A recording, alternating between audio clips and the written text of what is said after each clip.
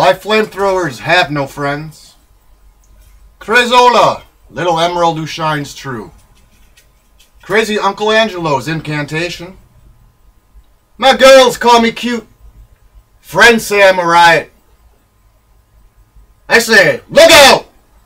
I'm bipolar, manic depressive and psychotic. I'm vaccinated, quarantined, microchipped and neutered. I come stitched, stapled and sutured. I pull rabbits from hats and split little girls in half. Long live people who inspire and populate my works. Peaches, peace and comfort, today evermore. For all the kicks you've given me in the dark, of course.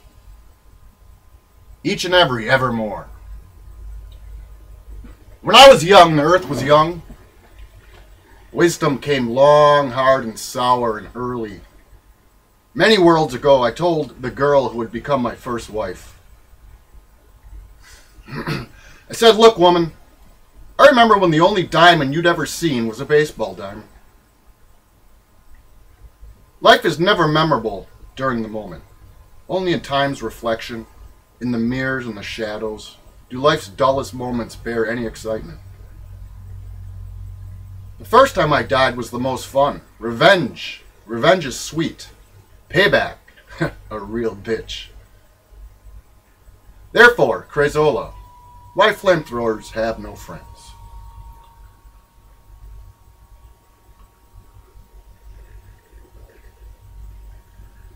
Well, it's getting dark. Too dark to see.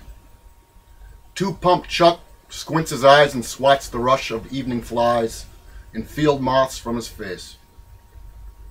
Park light flooded with mosquitoes, headlights turning on. When summer stars light the blue sky, the moon rises to illuminate our smallness in the eternity of night. We won't eat until we're starved. We won't sleep until we're giants. Don't be a sissy, it's only the 6th inning. And you want to run home to mommy and dinner because your team's losing? Snobby Bobby was one of the few kids old enough on the diamond to understand why we called Charlie Wilson Two-Pump Chuck. And we're hungry. I mean ravenous. But Snobby Bobby's right. Boys, you're sissies, pussies. Downright. And girls are bitches. If you're the first to run off the field for rock-hard pork chops and cold mashed potatoes. And if you somehow miss out on a final inning homer when Skip Carson or Will Kaiser, Skipper Will, clears the bases to win a game, nobody, especially yourself, will ever forgive you. All a person really needs to know is learned as a kid on a baseball field. And always at the twilight hour, we grow still, towing the baseline, eyeing the summer stars.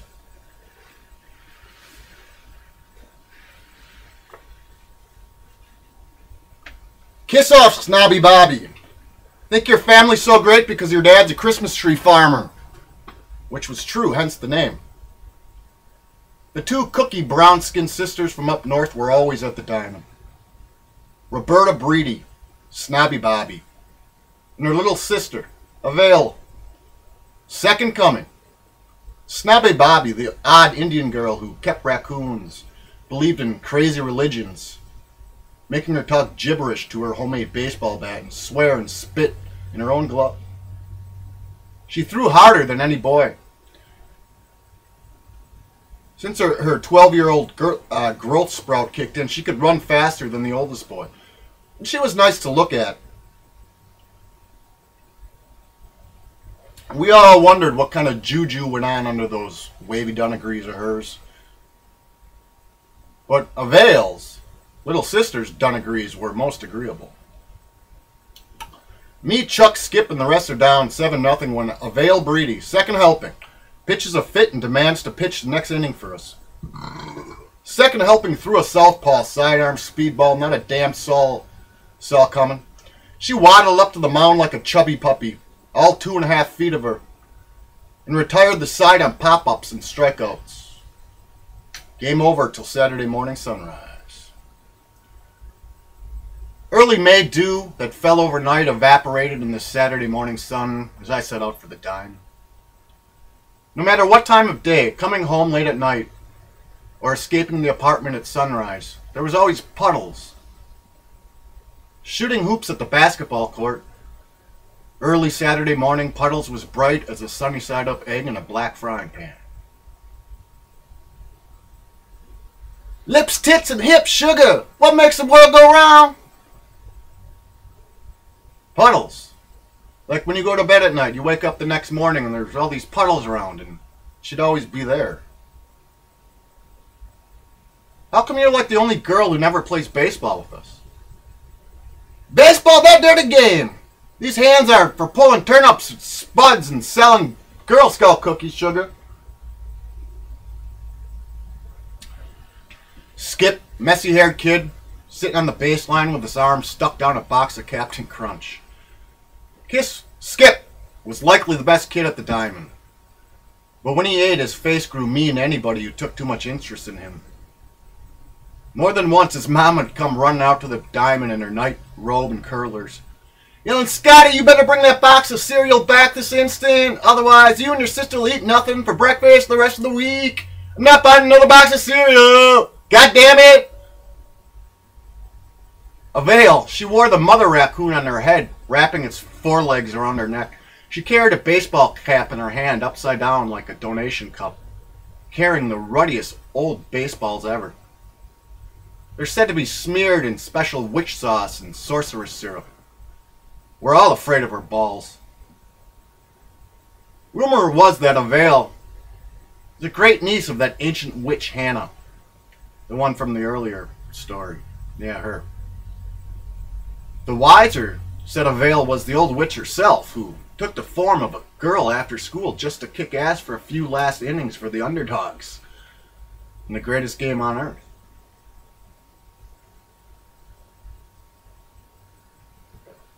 The Breedy sisters were backward enough.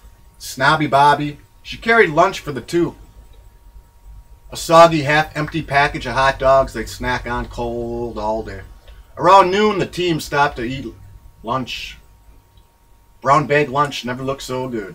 We trade the regular junk food, but also homegrown cucumbers and tomato slices, ham and rye sandwiches for Puddles and the Breedy girls' hot dogs. Apartment life. Apartment life is in transit, circular, chaotic. Families come and go every school year, and so do friends. Friends pass sure as the seasons. Inmates revolving through the cells of jailhouse youth. If you're lucky, you might make and hold one, just one. Two new, slightly older boys moved in about 1988-89, Jacoby and Dalton. I knew from the start, basically, but the two brought an antagonism out of Wilt Kaiser. Suddenly sides were continually drawn daily. A split developed. Kaiser joined Dalton and Jacoby against us, his old milestone friends. Anyway, this is what The Week is in 1990.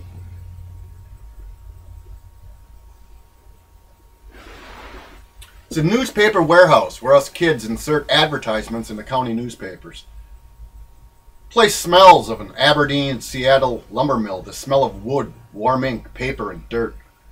We sway feet and arms inserting the ads. Grungier than the actors in Nirvana's Smells Like Teen Spirit. In your 5-day-a-week suburban high school life, you're a gearhead, a dirtball, a metalhead, stoner, surfer, jock, brain, popular chick, dreadlock, deadhead, or Rastafari man, and any other outcast, a poet. But when you come to The Week, everyone's like you, despite what social context you just left. When you came in wearing your work shed flannel or favorite garage metal band t-shirt, there was always another guy or girl or two standing at a workstation in a long-sleeve thermal shirt with a rock t-shirt on the top, surrounded by other working-class kids of mechanics, musicians, rebels. You slap five, shake hands, pass pipes with your colleagues, and go out to eat for the best lunches you've had all week. All in one in the same class, without division.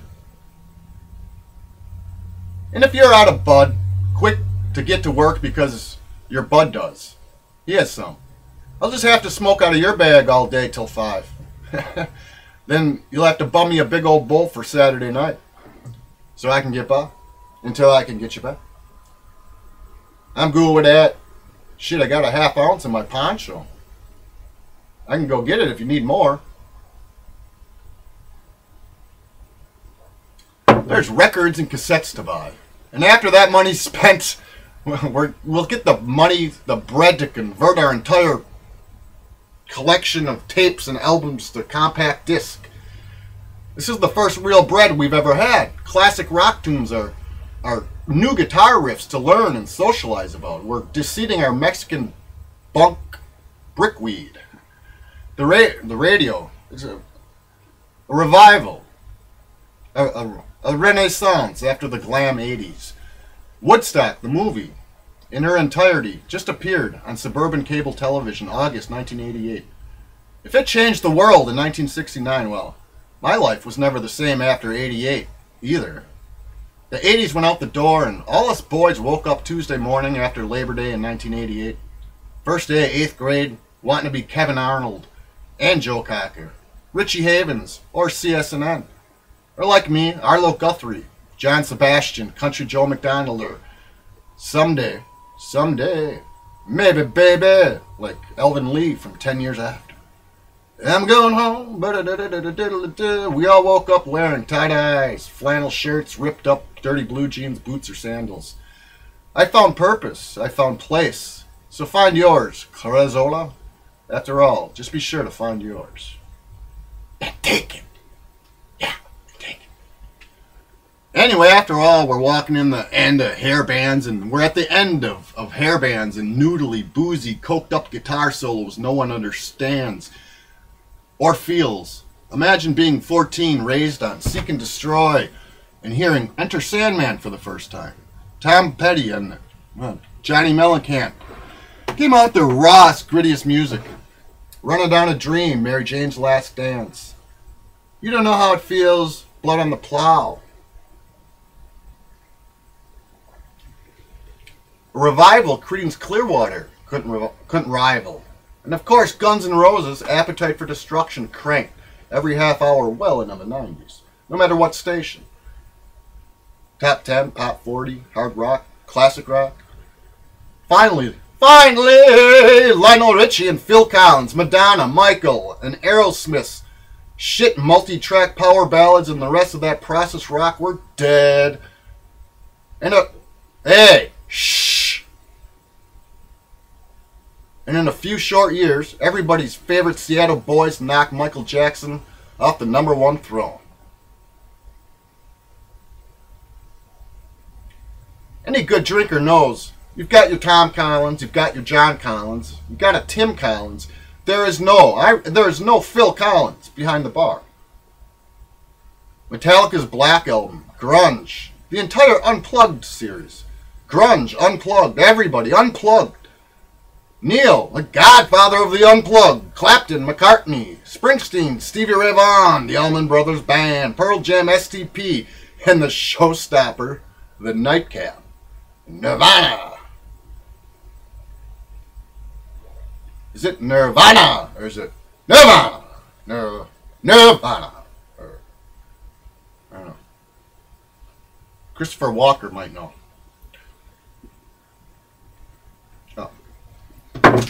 And we chain smoke through all our breaks. We light our cigarettes in the vestibule with black and chrome Zippos and brightly colored Bics for our weed.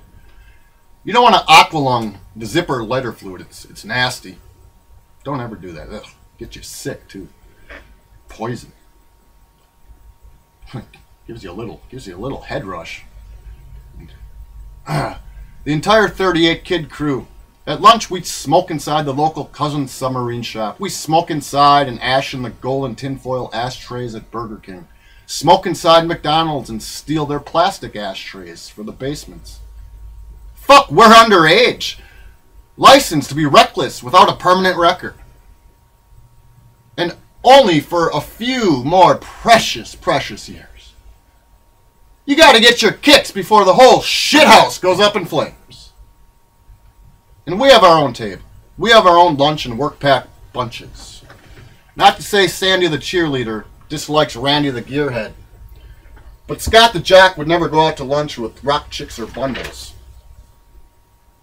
The Jacks, the smart senior chicks, the middle-aged and elderly table, part-timers, well, we're all part-time. There are our tables. The dopers, the dirtballs, gearheads, farm boys, rockers, and poets. Now, some girls have nice, neat, tidy bundles. Other girls' bundles are a mess. We're talking bundles, the paper, the inserts, the newspapers with the advertisement, bundles. You have to reshuffle and pile them just to haul them out. To haul them to the bundling table where the machine ties them up in a stacks of 25. Second helpings, bundles were the messiest, little bitch. Only an albino, myopically blind person could pile bundles like her. The blind kaleidoscope eye of a comet girl. Imagine the art she saw amidst those crazy eyes.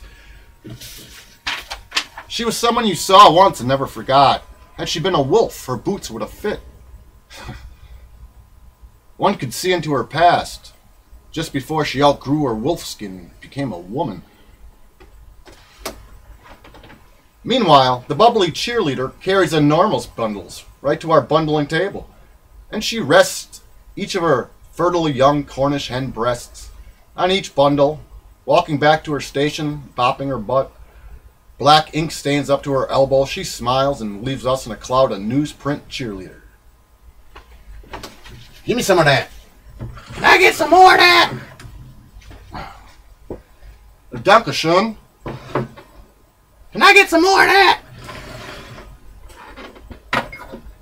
Then there's the spooky rock chicks table. The rock chicks. Standing in faded black jeans and boots and rock t-shirts, working their way toward new blue jean purses, emblazoned with hearts, suns, and skulls, black eyeshadow and gothic crosses and bracelets. They bring in loads of cassettes and compact discs, listening to their Walkmans incessantly. Oh no, the scary rock chicks table? Oh, I'm not collecting them bundles. The rock chicks. Bundles posse. They didn't care for Kaiser, Dalton, and Jacoby and their bunch at all. They really didn't know about the split amongst the guys, but the three of them stood like a girl's judge, jury, and executioner. The rock chicks are keepers of the gods and demons, orange skulls and black suns and young men's hearts. We'd watch them at lunch, sitting in the car, chowing their taco supremes, Caesar salad, and QPs with cheese, licking their fingers. Like they had a bigger munchie than we did. They probably have better grass than us. We joke between beers, pipe passes, and shooters. Right out of the bottle. Truth is, despite the gothic necklace, crosses, and earrings, they were the most polite and humble girls ever. You'd ask one of them a question, and they'd smile and give you answers in these soft, sweet voices. Oh, how are you? I'm doing fine. All shy and bashful. Oh, thank you for taking the bundles. I won't make them as messy next time. Walking and talking, living, and the jocks blushed. Walking and talking, living and breathing. Flesh, blood, skin and bone, tooth and claw, surrealism. We didn't know then that the young rock chicks make the coolest old Skinner wives. By 2 o'clock, my mouth is parched. I've had reefer, shooters, and beers. And tobacco. The dirt, wood pulp, and ink cohere with my whiskey and weed cottonmouth to form a parchment over the tongue.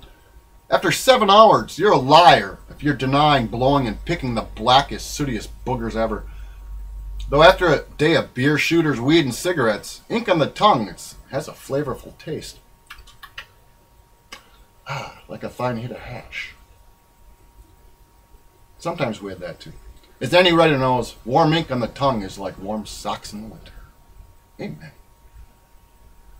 Fucking alright. Fucking ain't. How the right song, like For What It's Worth, cracks through late Saturday's window pane, settling our fast food lunch bellies. We better stop, children. What's that sound? Everyone, look what's going down. By 5 o'clock, the paper warehouse is cabinesque. In spring, we smoke, drink, and play acoustic guitars, harmonicas, and bongos out back throughout lunch, and it breaks. 2:30 breaks really good. We're all half in the bag. Weird finding out the boss of your teenage job, Stan the Disco Man, is homosexual. That explains the pimpin' dark glasses, the awkward eye winks, and swinging 1970s Mandela. Medallion. Your little world expands positively and negatively. And you look at his roommate, hey, skin tight Levi's crawling up his ass. The world gets larger. The world becomes more real but loses innocence, as the rest of us were discovering.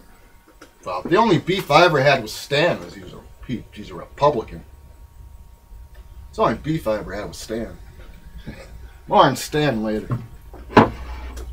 Skip's the one with the facial hair, able to evade the liquor store ID check and buy the beer. Saturday night after the week, we chill in the basement. Skip sits and explains on the telephone to his mom the fake reasons he needs to retain possession of her car after work. We laugh and throw empty beer cans at the sorry sod. The drunkest, stoniest bad boy among us. Hey, Skip, here's that beer you wanted. Man, shut up. No, not you, Mom. No, I'm just going to take the car to pick up Cheryl and head to Burger King for dinner. Then maybe a movie or roller skating. Then I'm going to drive her straight home so she can wash her dirty hair. Skip, here's that bong hit you wanted. Hey, Skip, can I bum a cigarette so we go to the liquor store to re-up? By 2 o'clock... Oop.